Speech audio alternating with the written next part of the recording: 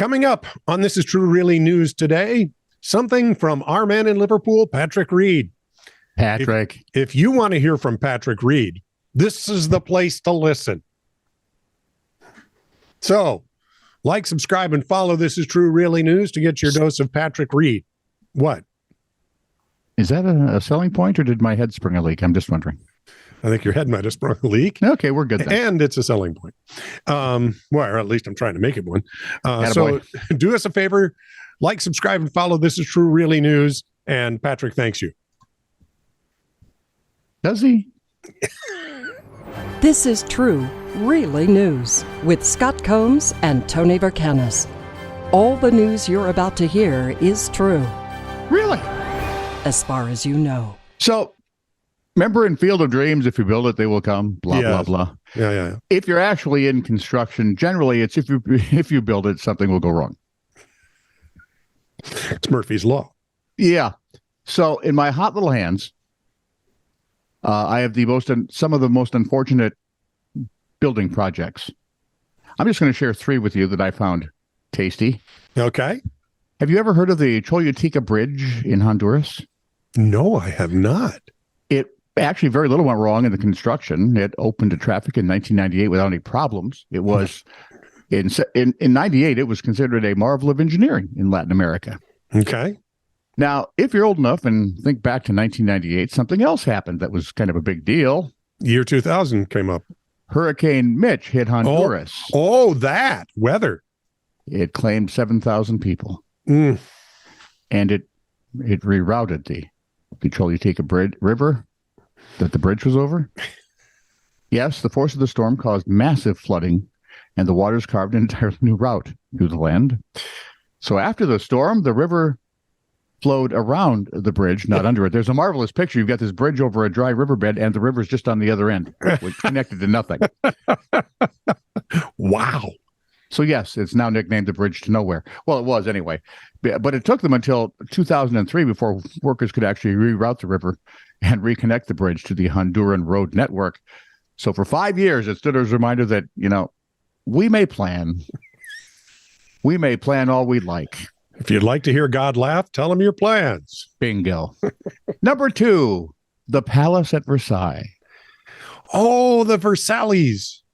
Now, today, the palace and its 700 rooms are known as one of the most magnificent monuments to opulence and luxury. Excess. That would be it. There we go. But it came at a staggering price in human lives. You may not know. Versailles got its beginnings as the French king's humble hunting lodge. But the Sun King, Louis XIV, decided this should be the marvelous, if not pompous, palace it is today. I think pompous would work. As Mel Brooks says, it's good to be king. The problem you have is this is the 1600s. Mm-hmm. And the original hunting lodge that he wanted to turn into a palace stood in the middle of swampland. So let's just go with swampland. The harsh treatment of workers at the time, 1,320 workers died. You know why? Marvelous palace. People told him he was reality. A fool, but he built the first one and it sank into the swamp. So he built the second one and that one sank into the swamp. So he built the third one that burned down, fell over, and sank into the swamp. But the fourth one stayed up. Why does that sound like it should be like a nursery rhyme? This little palace of Versailles fell into the swamp. This one sunk too. This little palace of Versailles burned down and sunk into the swamp. The king had nowhere to go wee-wee all the way home. Right. Where was I now? Oh, my next favorite place. Okay, this will be my most favorite. Is the Neuschwanstein Castle. Actually, it's probably the Neuschwanstein Castle. King Ludwig II of Bavaria loved Wagner's work. Okay. So he liked to be depressed. Apparently. I mean, because Richard exhilarated. What is it? Is it Bride of the Valkyrie? Ride of the Valkyrie. Bride of the Valkyrie. Because the bride couldn't even handle it. So because he loved Richard Wagner's work so much. Yes. In 1869, he decided to construct Neuschwanstein Castle, a fairy tale-like retreat, less a home for the king and more a giant stage for Wagner to perform. The king was paying for the castle out of his own pocket, and according to initial estimates, it should take 3 years to build. Okay. So fast forward 14 years, and the castle still wasn't ready. Okay. And Wagner died that year. And the king was sorely disappointed. That puts a bit of a damper on everything. Yeah. But at least the king could still live in his castle. Well, he could have. But he found the sounds of the constant construction so irritating, he at last count, and we do have a last count, only ever spent 172 days before he died in 1886. A vast portion of Ludwig II's wealth went into this castle, but in the end, and to this day, it was never completed. So if you're keeping track, 154 years after construction began, Neuschwanstein Castle is still unfinished. I blame the contractor. It has to be. Or the king's an idiot. That could be one. But we all know kings can't be idiots because they're divinely appointed. Yes. That whole divine right thing drives me nuts. Yeah, see, I'm beginning to think monarchy might be the best plan. Except for the crazy ones. Yeah, but because when we elect people, they're never nuts. No, they're always nuts. Anybody who wants to be in charge is immediately suspect. See, this way, at least you've only got one. That you got to deal with. And he'll die at some point. From Patrick Reed, our man in Liverpool. Laddie. A border force official has been nicked for being an illegal migrant. That means arrested. Yes. He was arrested on suspicion of immigration offenses while working for the Home Office agency in charge of securing the country's perimeter.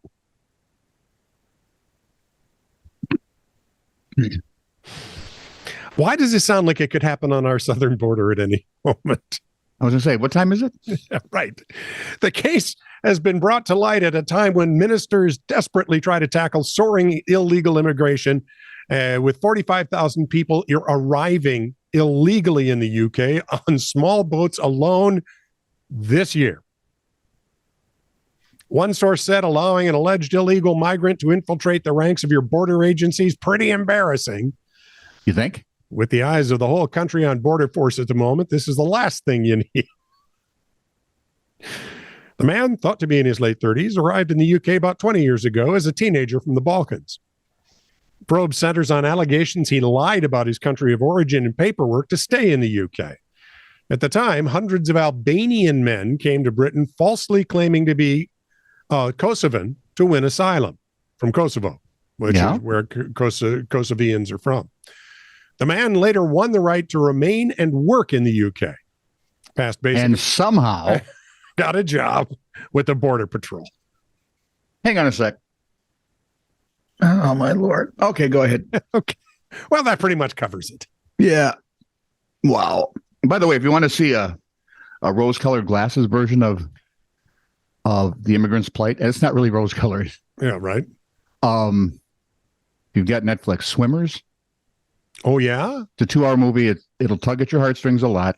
Okay. It is a little bit rose-colored on the refugee side, but it's also let you know what some of these people went through to get here. Yeah, there you go. It's a tough one.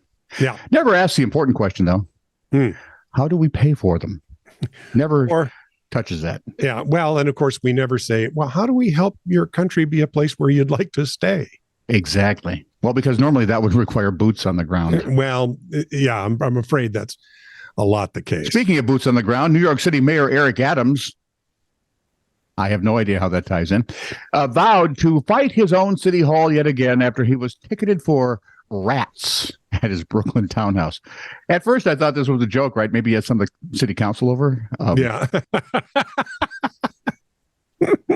A city health department inspector has issued 2 new summonses last month. It says, Your Honor, you better show up. Just one day after the Democratic mayor appeared remotely before a hearing on December 6th to get a $300 summons for rats at his property dismissed. The inspector wrote, a rat burrow was observed along the ledge of the fence line at front right. Fresh rat droppings were observed in front of the garbage bins in the yard at front right. Not true, says the mayor. Those are my droppings. How do you, the guy saw them. How do you, anyway, I have a camera at the house and I looked back on that date. My yard is clean. My garbage is in containers. I go there, I sweep up. My place is clean. And yet? So we got a hearing coming up on the 12th of this month, and Adams said he would plead his case again, saying, I encourage any New Yorker. You get a summons, you feel it was done unjustly, fight it. And that's what I'm going to do. I am going to follow the process. Wouldn't it be easier just to get rid of the rats? Yeah, I'm beginning to think so. Although the mayor did say he spent over $7,000 to do what he called rat mitigation. Mm-hmm. Oh, man, you have to be pretty frightened of rats to spend $7,000 on it. But he did. I wonder whose money that was. Ooh, that's an interesting thought. Just wondering. Well, are there any fewer politicians in New York? Who could tell, really? I mean, it's not like they stay all cooped up in one place. Like some of them seem to live under the mayor's house. If we just put all the politicians in Rhode Island, yeah, and then walled it off. Oh, yeah, there you go. I'm liking that. Yeah. Let's move on to labels and signs and signs and signs and signs. And labels. Please do not let in the cat. His name is Max. Max is nice. His owner does not want Max in the library. We do not want Max in the library. Max wants to be in the library. You see the problem here? Please do not let Max into the library. I think you can pretty much guarantee I'd go, Max. Here, kitty, kitty, kitty. I've got catnip. If our food, drinks, or service is not up to your expectations, please lower your expectations. Thank you. Sounds like my dad at the end of owning the bar. Right? You don't like it? There's a bar across the street. Yeah, I don't care what you think. Buy one burger for the price of two and receive a second burger absolutely free. So do I have 3 burgers? No, you'd have 2 then. No, if I'm getting one for the price of 2 and a free one, then you have 2. Should be 3. See, well, it really should be 58. Yeah, that's true. On a sign of Dairy Queen, Abby, you need to show up for work. Abigail, what did you do? No, better yet, what didn't you do? We don't speak Pig Latin, Klingon, or Starbucks. Please order a small, medium, or large. Thank you. Thank you, Jesus. And where is this? Do we know? Where's the address? I'll fly there. Just to order.